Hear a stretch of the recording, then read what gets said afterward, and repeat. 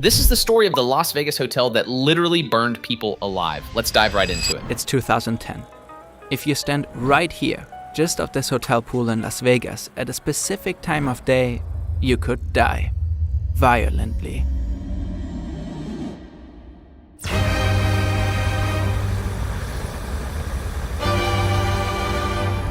Same goes for this spot right here on East Cheap in London. Cause of death, these two buildings respectively. Well, technically the sun reflecting off of the windows of these two buildings, respectively. And to add to this truly odd phenomenon, it all traces back to one very stubborn man. Why? How? What? A bizarre beam of light radiates onto the street. It's like being under a magnifying glass. You were literally being burned. Some have managed to fry an egg. It got up to 92.6 degrees. That's Celsius. This was an attack by the death ray. Enter a story revolving around fascinating physics phenomena, reckless architecture, melting steel, and burned human flesh. This is the weird world of solar death rays. It's crazy. He invented the first public microwave on the streets. The whole solar death ray vibe is peak modern hubris, accidentally speedrunning Archimedes' mirror myth, but with luxury condos and sunburned pedestrians, Vidara in Vegas, walkie-talkie in London, urban design turned literal CRISPR drawer. Imagine like zoning boards needing SPF ratings. What if future facades route heat into batteries instead of frying eggs?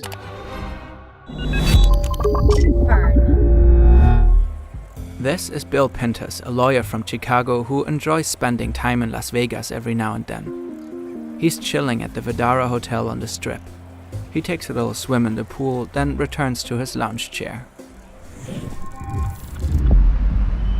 Martin Lindsay drives into the city for some errands. It's a hot, sunny day. He parks his Jaguar right behind 20 Fenchurch Street on East Cheap before heading off for about an hour. By afternoon, it's really, really hot in Vegas. Bill doesn't mind the escalating heat until suddenly his hair starts burning. Martin returns to his beloved car only to find someone taking pictures of it. He comes closer and notices the car's body is partially melted. Bill's hair, hat, and legs are burned. He rushes to the shade of an umbrella, but it offers little relief. The sun is so intense and blistering that no matter where he goes, he can't seem to find an escape. Both of these stories actually happened. It's completely warped. You can get your hand underneath here, and you can get your hand in here. It's absolutely ruined. Both incidents are due to a phenomenon called solar convergence, or much cooler, solar death rays. Death ray.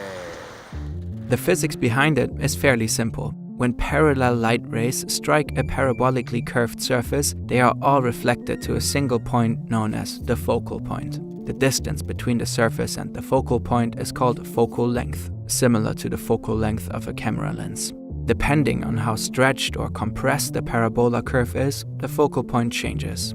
Either way, the result is one concentrated, very hot beam of light, sometimes capable of melting objects and causing serious burns. It's kind of cool that you can get this kind of heat with just glass and sun, like nature's own laser pointer gone rogue. It's the kind of science you'd expect from a Bond villain's PowerPoint. Step 1, curved windows. Step 2, ignite hair. The wild part? It's not even advanced tech, just geometry and hubris teaming up. Architects basically reinvented the death ray, proving once again, sunlight plus ego equals spontaneous combustion season. These rays can even melt rocks. On YouTube, you'll find numerous videos of people showcasing their DIY home-built death ray reflectors. It's a nice turkey burger. In the cases of Bill and Martin, the reflective curved glass facade of the Vidara Hotel and the facade of 20 Fenchurch in London were responsible. The focal points of both buildings happen to be precisely where humans interact. Luckily, these particular death rays only occur sporadically. The alignment of the sun and the parabolic surface have to be just right. But a few hours of death raying on a random Thursday can do more than enough damage. Several reports of burned hair, melted plastic, extreme sunburns, deformed vehicles, and charred doormats went viral. One journalist even fried an egg in front of 20 Fenchurch to demonstrate the intense heat. It is so hot. It is so hot. There you go. He has just cooked that egg on a frying pan on the streets of London. Standing there must feel horrible, like being trapped in a real-life boss arena where the sun's on hard mode. Imagine just vibing in Vegas and suddenly you're the rotisserie chicken. The fact that journalists were literally cooking eggs on the sidewalk is absurdly poetic. Humans invent glass towers to look powerful, then immediately get owned by physics. It's architectural Darwinism, survival of whoever brought sunscreen and shade privileges. Fortunately, in the cases of the two buildings, no one was critically injured, at least physically. Martin might be a little traumatized from seeing his jack all burned up. If, for example, a baby had been inside the car, the outcome could have been far more serious. And luckily, no one fell asleep at the hotel pool in Vegas long enough to get seriously burned or even killed. Reports show that temperatures soared up to 117 degrees Celsius on East Sheep, while at the Vdara, temperatures increased by 20 degrees Celsius around the pool. Not to be Captain Obvious, but that seems like some seriously shit design, right? All of this could have been avoided with proper planning and a few design adjustments. So who is responsible? As it turns out, one guy designed both buildings. This is the Uruguayan architect Rafael Vignoli. He seems to really enjoy his parabolical shapes. Reports show that he was even aware of the problem way before the Vdara was constructed. The windows of the hotel had been preemptively covered with a custom film to reduce the sun's effects by 70%. Which clearly didn't help all that much. So considering that Vignoli was well aware of the issue by the time the Vdara was built, why would he make the same mistake again when designing 20 Fenchurch, also nicknamed Walkie Talkie, Walkie Scorchy, or the Fry Scraper?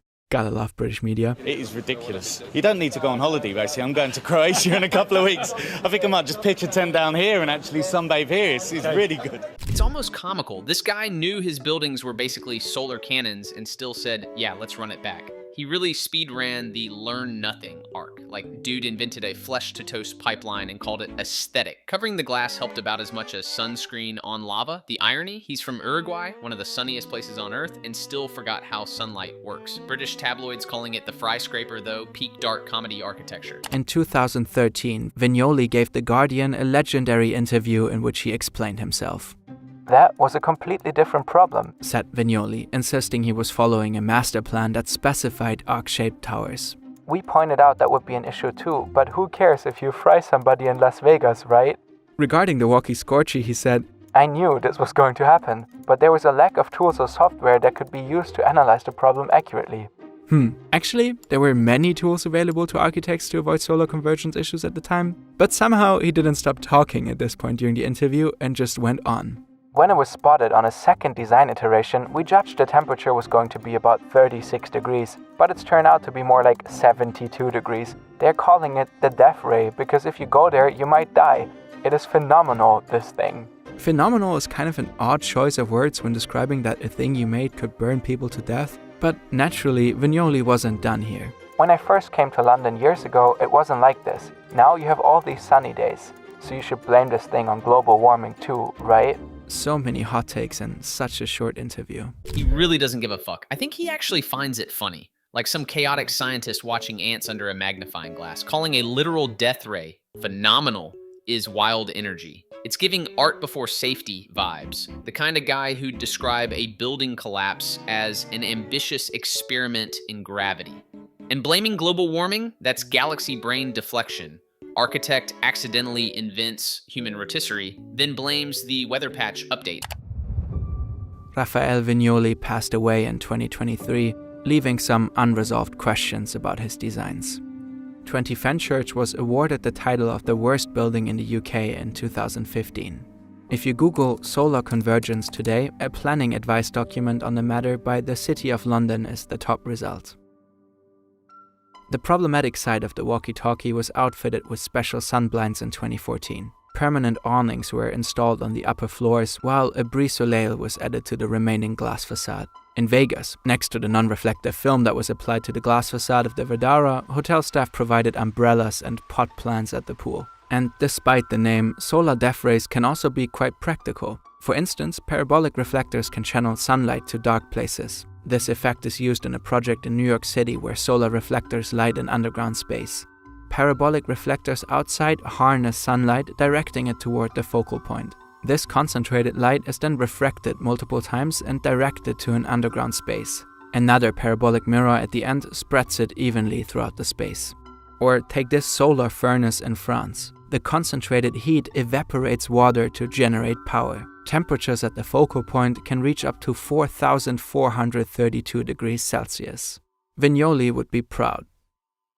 When designing buildings, a strong foundation in physics and math is clearly essential. Brilliant is an excellent platform to learn about these subjects and empower you to understand the world intuitively. Their lessons are interactive and, not kidding, actually fun. Their hands-on approach makes for an immersive experience. For instance, Brilliant offers a course on scientific thinking, a journey through our physical world where you'll engage with fundamental scientific principles and theories. A little like parts of this video, just that you can drag around things and solve puzzles, all at your own pace on any device. Brilliant offers lessons in mathematics, programming, AI. Trust us, there will be something you'll enjoy for sure. And in the highly unlikely scenario we are wrong, you don't have to worry. Just scan this QR code or visit brilliant.org/fern and try it for free for a full 30 days. And to throw in a little extra if you're still not convinced, you'll also get 20% off an annual premium subscription. The link is down below. By checking out Brilliant, you directly support our channel and the work we do. It's oddly poetic how the same death ray physics that once melted cars and hairlines now helps light underground parks and power solar furnaces. Humanity really does have this talent for turning disasters into engineering electives. Vignoli may have scorched a few sidewalks, but he also accidentally reminded us that curiosity, no matter how chaotic, can reshape entire cities. It's a fine line between catastrophe and innovation, and apparently it's made of glass. Fern absolutely nailed this video. Sharp, fascinating, and hilarious all the way through. Links down in the description. Next time, let's just say things get weirdly bright again. Stay nerdy.